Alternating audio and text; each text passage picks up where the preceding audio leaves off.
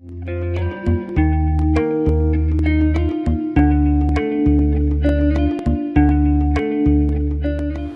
of the most common questions I get is, what is that pop or click noise with the adjustment, and is it painful? The first answer is, within each one of our joints we've got a fluid. That fluid has a nitrogenous gas in it.